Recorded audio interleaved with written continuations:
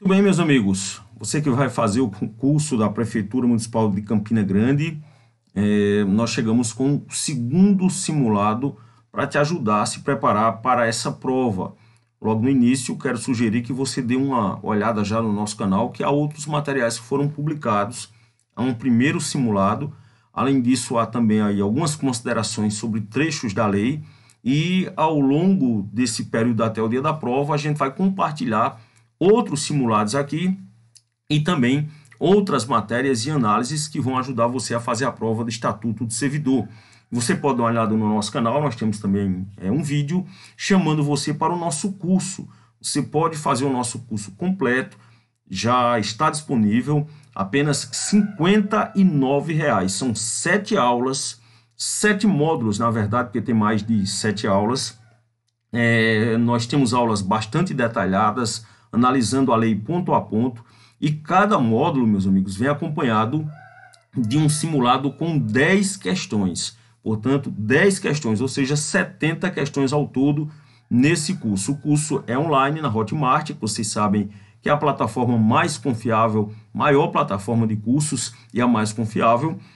O valor é um valor, sinceramente, praticamente simbólico, apenas R$ 59,00, e você poderá assistir às aulas quantas vezes você quiser. E uma novidade, há uma semana da prova, eu vou postar um revisaço para você fazer a prova de Estatuto do Servidor e gabaritar essa prova. Afinal de contas, tudo indica que nós teremos uma prova com resultado bastante apertado. Vamos, portanto, para o nosso simulado. Ao invés de 5 questões, nós vamos ter 6 questões nesse simulado. Eu explicarei por quê. Vamos à primeira questão? Primeira questão. Qual das alternativas a seguir corresponde, segundo a Lei Municipal 2378 de Campina Grande, que é o Estatuto do Servidor, a uma afirmação verdadeira?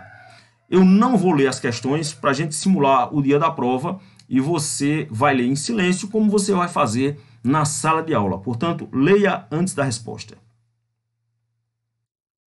Eu sugiro que você dê uma pausa, que eu já vou trazer a resposta. Se você deu a pausa, a resposta da questão 1 é a letra D, meus amigos. Letra da lei. A pergunta: qual das alternativas a seguir corresponde, segundo a Lei Municipal 2378 de Campina Grande, a uma afirmação verdadeira? A letra D.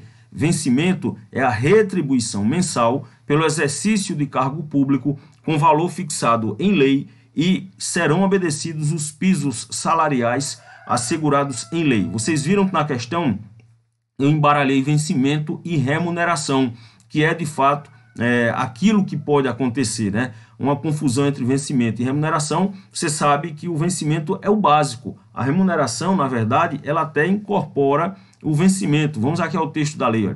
Artigo 41. O artigo 41, deixa eu colocar aqui para você do Estatuto, que fica mais fácil de acompanhar.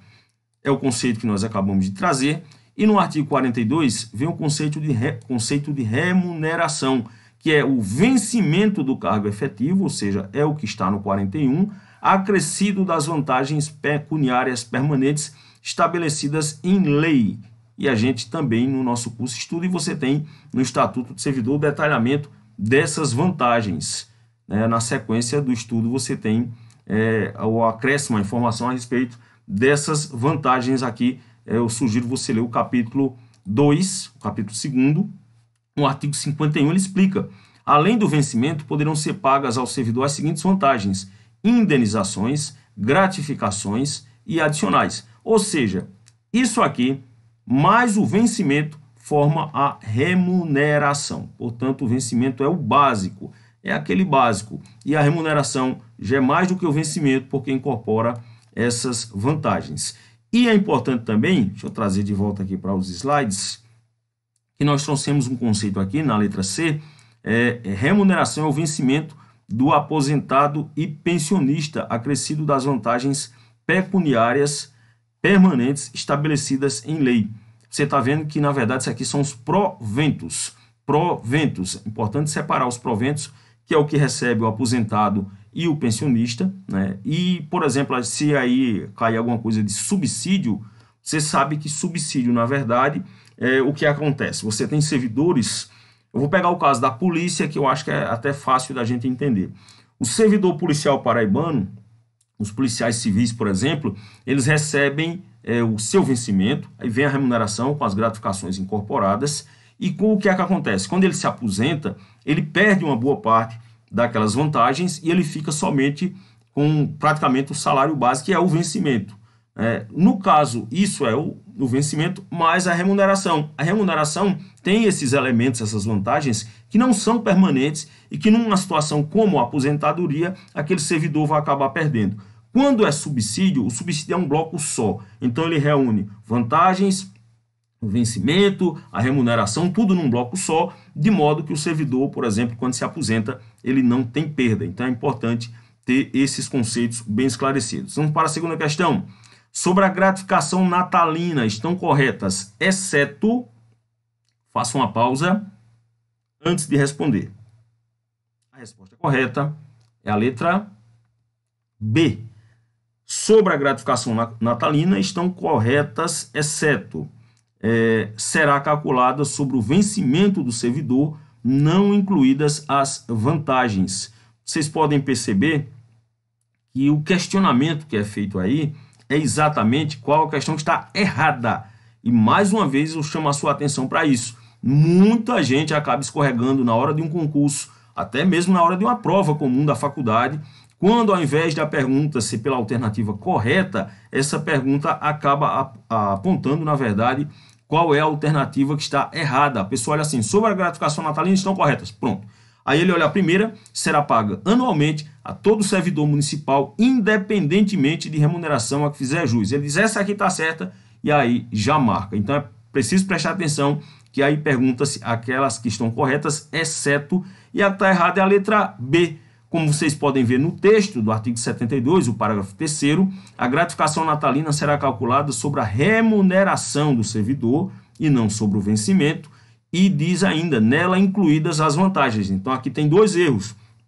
Primeiro, o texto da lei diz que, na verdade, a gratificação natalina, que é o 13º, recai sobre a remuneração do servidor. Nós já acabamos de diferenciar remuneração e vencimento, por isso essa conexão agora, porque isso agora vai ficar na sua cabeça, você não erra mais para o dia da prova. Ou seja, é sobre o maior, né? É sobre o maior. Ou seja, pega aqui a remuneração, que inclui o vencimento e inclui inclusive as vantagens. E o texto até reforça isso quando diz nela incluídas as vantagens. A questão B erra também nesse aspecto. Essa história de vencimento e de remuneração, eu tenho certeza que você não erra mais para a sua prova. Vamos para a questão número 3.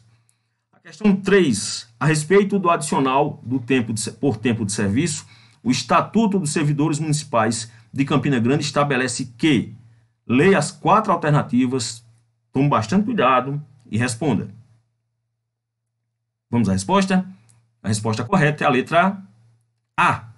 A respeito do adicional por tempo de serviço, o Estatuto dos Servidores Municipais de Campina Grande estabelece que, por quinquênio, ou seja, 5 anos de efetivo exercício no serviço público municipal, será concedido ao servidor um adicional correspondente a 5% do vencimento de seu cargo efetivo até o limite de 7 quinquênios. Então, ele pode acumular até 7 quinquênios, que na verdade completam 7 quinquênios, 7 vezes 5, 35, que é o tempo, inclusive, para a aposentadoria do servidor, quando ele passa a ter direito, em relação a essa contagem do tempo, à aposentadoria com os seus vencimentos integrais, os proventos sendo integrais à sua remuneração. Na parte de aposentadoria, a gente estuda isso, né? Pois muito bem, o correto é a letra A. Então, preste atenção. A cada 5 anos, ele tem direito a um adicional correspondente a 5% do vencimento. Veja só, meus amigos, aqui não é a remuneração. Lembra lá que a gente viu no anterior que o 13º, né, a gratificação natalina, ela incorre sobre a remuneração, ou seja, sobre o total, sobre o maior. Já aqui, no caso do quinquênio, é sobre o vencimento, ou seja, sobre aquele salário base. Então, 5% a cada 5 anos e só pode até o limite de 7 quinquênios, que dá aí, portanto, 35 anos. A questão B está errada, porque diz aqui que o servidor que exercer cumulativamente mais de um cargo terá direito ao adicional calculado sobre o vencimento de menor monta. exceto cargo em comissão. Não é isso que a lei diz. Está marcado aí o menor, justamente para destacar para você o que é que está errado. O que está errado aí é porque não é sobre o menor, é o vencimento de menor monta, mas ao contrário, é sobre o de maior monta. Veja aqui, nós estamos com o artigo 75 aberto, aqui está o parágrafo, aliás, o artigo que nós acabamos de ver, o caput, né, que explica o que é o quinquênio, e aqui diz que o servidor, no parágrafo 2º, o servidor que exercer cumulativamente mais de um cargo terá direito ao adicional calculado sobre o vencimento de maior monta. Por isso que a questão está errada. Perdão, pessoal, eu não havia... acabei esquecendo de abrir aqui o texto da lei para vocês, mas agora eu abri. O artigo 75, agora sim vocês estão vendo aí, o artigo 75 no caput explica aquilo que a gente falou, o que é o quinquênio, e no parágrafo 2º, o servidor que exercer cumulativamente mais de um cargo terá direito ao adicional calculado sobre o vencimento de maior monta. Então, bota aí na tua cabeça. Se ele for servidor com 2 cargos evidentemente se pode acumular, né? E então ele vai receber o seu quinquênio, vai ser calculado em cima daquele de maior monta.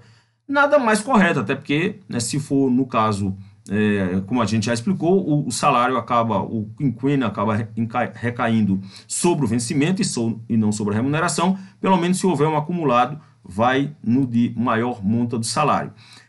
A letra C está errada porque diz que o servidor não continuará a perceber na aposentadoria e na disponibilidade o adicional cujo gozo se encontrava na atividade. É a letra C. Está errada, meus amigos, porque como a gente pode olhar aqui de novo no estatuto, vamos voltar para o estatuto, exatamente o parágrafo 3º diz o contrário, que o servidor continuará a perceber na aposentadoria e na disponibilidade o adicional cujo gozo se encontrava na atividade. Então, essa letra C está errada exatamente por isso.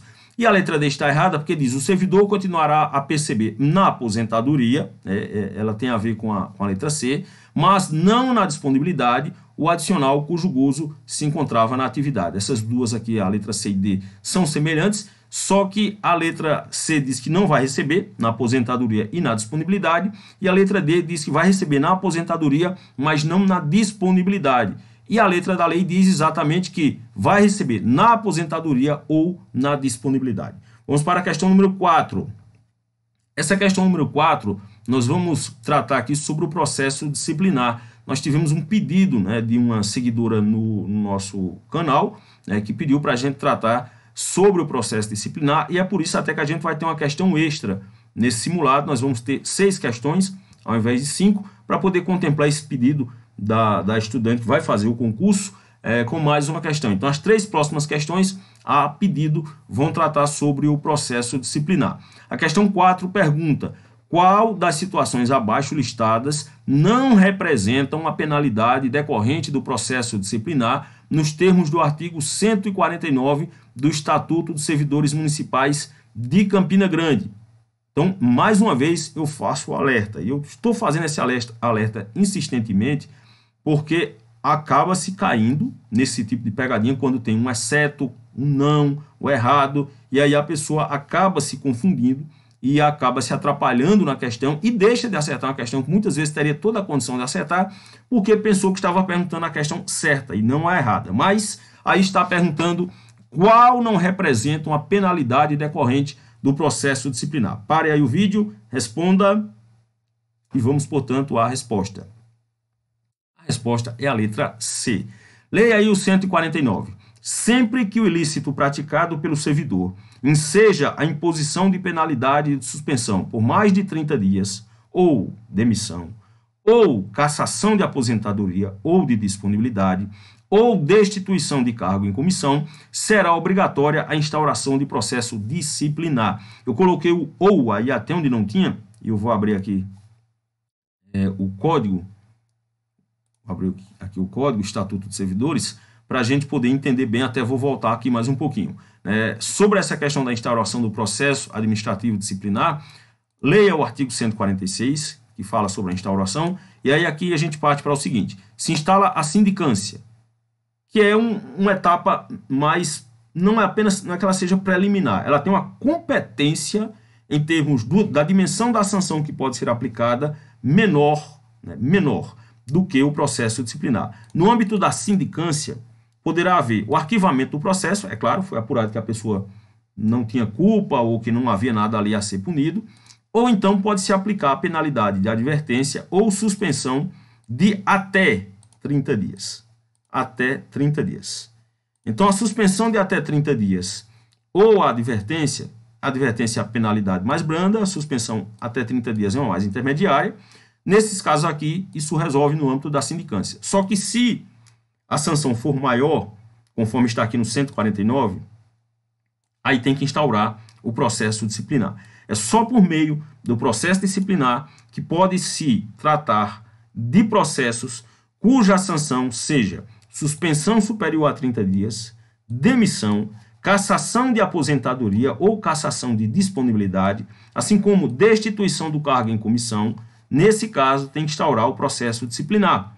E aí, o que é que tem aqui no enunciado que não consta, deixa eu voltar lá, desse artigo que a gente leu, 149.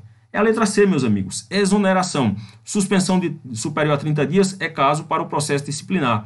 Cassação de aposentadoria ou de disponibilidade é caso para o processo disciplinar. Demissão também. E exoneração, não. Por quê? Porque a exoneração não é, de fato, uma sanção. A exoneração não é uma sanção. O sujeito que ele é exonerado, ele pode ser exonerado a pedido, ou seja, ele pediu para sair, olha, eu estou aqui, não quero mais ficar nesse cargo. Por exemplo, eu, Lenildo Ferreira, que estou falando com vocês, eu fui servidor do Estado. Chegou um momento que eu não quis mais. Eu fui na Casa da Cidadania, aqui em Campina Grande, no guichê do governo do Estado, preenchi um formulário pedindo exoneração. Inclusive o rapaz estranhou lá o pedido, porque não é a coisa mais comum do mundo, acontece, mas não é tão comum, né? Mas eu pedi a exoneração, pedi para sair de um cargo efetivo. Se eu tivesse feito o probatório e no probatório eu tivesse sido reprovado, por exemplo, então eu poderia ser exonerado de ofício pelo governo, mas aí era uma reprovação. É só você entender o seguinte, a demissão, ela implica em que houve uma sanção. A demissão decorre de uma sanção. O servidor efetivo, se você ler assim, que fulano de tal foi demitido, o servidor efetivo, é porque ele sofreu um processo disciplinar e o resultado foi a sua demissão. Exoneração, você jamais deve associar a uma sanção nesse caso, porque mesmo no caso em que o servidor não é aprovado no processo dos 2 anos, que até tem uma controvérsia aqui para a gente tratar depois do estágio probatório, mas ainda nesse caso não foi uma sanção, foi que ele não passou, né? Ele não foi aprovado, mas não foi de fato uma sanção. A demissão enseja que houve um processo disciplinar, ele teve alguma conduta muito grave que acabou gerando a sua demissão. E quando se trata do servidor de comissão, a gente fala em destituição. Mas o que você precisa tratar mesmo é colocar na sua cabeça que demissão provém aí, o sentido na verdade, de uma punição, tá bom?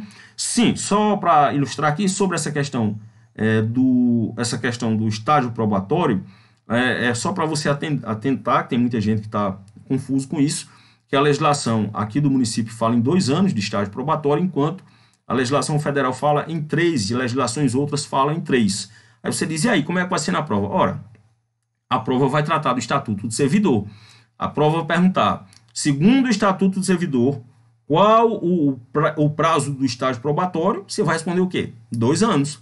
Agora, se disser Constituição Federal, se perguntar, que não vai perguntar de legislação federal, né? No caso da legislação dos servidores. Mas se perguntasse Constituição, você responderia 3 anos. Mas, meus amigos, vai perguntar do Estatuto do Servidor. Então, você responde que é de 2 anos. Quinta questão, quais os requisitos essenciais para que denúncias de irregularidade sejam apuradas segundo a Lei 2378 de 92 de Campina Grande? Eu peço que você pare e pense para responder essa questão. Respondida? Então, vamos lá. A resposta correta é a letra C. Quais os requisitos essenciais para que denúncias de irregularidade sejam apuradas segundo a Lei 2378/92 de Campina Grande? Exatamente a letra C reproduz o que consta do artigo 147. A denúncia sobre irregularidades, as denúncias serão objetos de apuração desde que contenham a identificação e o endereço do denunciante, ou seja, o denunciante, quem faz a denúncia tem que estar qualificado, não pode ser anônimo, e além de não ser anônimo, ele tem que ser identificado onde ele mora, tem que ter o endereço dele, e sejam formuladas por escrito, não pode ser verbal, confirmada a autenticidade. Então veja quantos requisitos a gente tem aqui. Contém a identificação e o endereço do denunciante, portanto a qualificação do denunciante, tem que ser formulada por escrito, não pode ser verbal, e a autenticidade tem que ser confirmada. É, portanto, a resposta correta. Vamos para a última questão, uma questão extra, inclusive, que, como eu disse, a gente atendendo a um pedido para tratar sobre o processo disciplinar, colocamos 3 questões. A sexta, o servidor alvo de processo disciplinar poderá, como ato de medida cautelar, ser afastado do cargo? Tem aqui uma pergunta. O servidor alvo de processo disciplinar poderá, como ato de medida cautelar, ser afastado do cargo? O que é que você acha? Pare, leia as questões e responda. Vamos, portanto, à resposta? A resposta correta é a letra B. Sim, para que não venha a influir na apuração, desde que por prazo certo e sem prejuízo da remuneração. O artigo 150, que trata dessa possibilidade, ele é cheio de comandos. Comandos, meus amigos, é quando você pode dividir um artigo, né, um texto da lei. A gente pode dizer que são comandos quando, dividindo, ele tem vários princípios ou requisitos ou determinações ou normas. Vejam só, o 150 diz, como medida cautelar e a fim de que o servidor não venha influir na apuração da irregularidade. Então aqui o que tem não é um comando, mas é uma explicação da finalidade, né? Uma medida cautelar, ou seja, uma medida de cautela, vamos tratar assim, buscando o quê? Que o servidor, ele ficando no cargo, ele não atrapalhe as investigações. Suponhamos que o servidor está ali no cargo, suponhamos, e ele possa apagar provas, coagir testemunhas, alterar algumas situações que modifiquem os fatos. Então, o caso aí, se for de bom tom, e se perceber que isso pode acontecer, esse servidor poderá vir a ser afastado do cargo. Agora vem os comandos. A autoridade instauradora do processo disciplinar poderá determinar o seu afastamento do exercício do cargo. Então, nós temos aqui o primeiro comando. Para essa finalidade que a gente falou, a autoridade poderá se instaurar, a autoridade que instaurou o processo poderá determinar o seu afastamento do exercício do cargo. Então, pode sim. Está aí o primeiro comando. Segundo comando, pelo prazo de até 60 dias.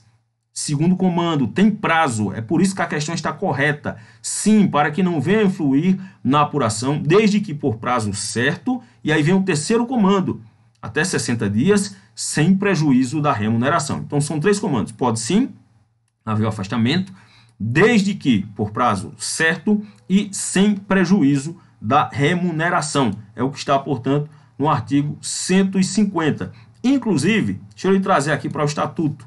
Deixa eu trazer você aqui para o Estatuto. Veja o que diz o parágrafo único desse artigo 150. O afastamento poderá ser prorrogado por igual prazo, fim do qual cessarão seus efeitos, ainda que não concluído o processo. Então, esse afastamento de 60 dias poderá ser prorrogado por mais 60. Só que se passar mais 60 e não tiverem resolvido, então suspende-se os efeitos, ainda que não tenha sido concluído o processo. Ora, por quê? Olha aqui para o 150. Qual é o sentido disso? Nós já explicamos por que pode ser necessário afastar o servidor. Muito justo. Mas não pode ser ad infinito por uma situação muito lógica, meu amigo. Primeiro, esse servidor vai ficar em casa. Se é sem prejuízo da remuneração, como é, ele vai ficar recebendo 1 ano enquanto se processa a investigação, sendo pago pelo contribuinte para não trabalhar. Isso seria um absurdo, né? Um absurdo. E, além disso, quando é com remuneração ou afastamento, ou seja, sem prejuízo da remuneração, é por uma questão muito simples. Eu quero até voltar aqui nos slides. Tem um princípio aqui interessante. Diz assim, a letra A, veja aí. Diz que não poderia ser afastado, posto que isso representaria uma afronta ao princípio da presunção de inocência, que deve ser plenamente observado no curso do processo disciplinar. Tem uma coisa muito bonita aí. O princípio da presunção de inocência ele deve ser observado de fato. Mas da mesma forma que o cidadão, por exemplo, ele pode responder a um inquérito, e no curso do inquérito, inclusive, podem advir medidas cautelares, né? Ainda que isso aconteça, não fere o princípio da presunção de inocência, que na verdade ocorreria se ele ficasse preso, por exemplo, indefinidamente. Aí a gente teria uma situação. No caso aqui, o que é que garante a observância do princípio da presunção da inocência? É que ele fica afastado, mas com remuneração. Então, assim, ele não sofreu um prejuízo, ele pode sofrer um constrangimento, né? Ok, mas a bem da investigação, do esclarecimento dos fatos, assim como ocorre no inquérito, que no final pode mostrar que aquele cidadão que estava sendo alvo do inquérito não tinha nada a ver com o que foi denunciado, com o que estava sendo investigado, mas aí a bem do interesse geral da investigação, ele pode sim ser afastado. Agora, ele vai ficar recebendo seu salário, e não é o vencimento. Veja, é a remuneração, aquilo que ele faz jus, ele não vai ter aquele prejuízo. Olha, como ele está afastado, ele não vai receber aqui a remuneração, vai receber só o básico. Não, ele vai receber a remuneração, porque do contrário, aí sim seria uma condenação prévia, e nenhuma condenação prévia poderá ser admitida. Então, se você quiser dar uma passagem de volta aí nos slides, vejam só, são 6 slides, mas a gente acabou consumindo aqui o tempo de uma verdadeira aula, né? Mais de 25 minutos. Eu torno aqui no final a chamar a sua atenção para que olhe outros vídeos do nosso canal, inclusive chamo sua atenção que já está no ar o curso completo com 7 módulos, cada módulo com 10 questões de simulado exclusivas que eu fiz para esse curso, porque tem muita coisa sendo vendida aí, feita em pacote, viu? O pessoal faz em pacote com base em material que já estava pronto, e aí, sem querer criticar ninguém, mas não é a coisa mais adequada. Nós fizemos exclusivamente para esse curso, com foco no Estatuto do Servidor de Campina Grande e não de outras cidades, e aí eu recomendo que você possa dar, se você puder, que você possa se inscrever no curso, que tem inclusive um valor praticamente simbólico de R$ 59,00, que você pode até dividir, inclusive, em 6 vezes no cartão. E quando tiver faltando uma semana para a prova, eu ainda vou publicar lá um revisaço. Portanto, meus amigos, está aí mais um simulado. Daqui a mais uma semana a gente publica um outro simulado, mas se inscrevam no canal, porque periodicamente nós vamos trazer algumas situações, dicas e sugestões. Peço que Deus abençoe você nos seus estudos, para que você possa ser bem-sucedido a bem da sua vida e da sua família. Obrigado e um forte abraço.